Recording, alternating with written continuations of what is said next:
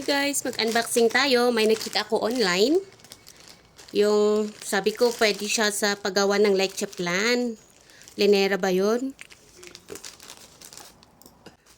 Wala akong mahanap na yung paublong. So, nakita ko to round. 7 centimeters. So, sabi ko, baka sakto lang siya. Then, nagulat ako. Parang ang liit naman. May mga pagkakataon nga naman na nalilin lang tayo sa mga nakikita nating online. Dahil nga naman sa picture, ang laki ng itsura niya, and pagdating sa actual, maliit pala. So, mabuti talaga na basahin maigi yung description, guys. Katulad nito, siguro, hindi ko siya masyadong binasa. Basta na lang ako nag-add to cart, and yun na nga. So, wala na tayong magagawa. That's life talaga sa buhay ng online shopping. Nagkakamali tayo, then magsilbing aral na lang po. At sa susunod, mas maging wais pa tayo.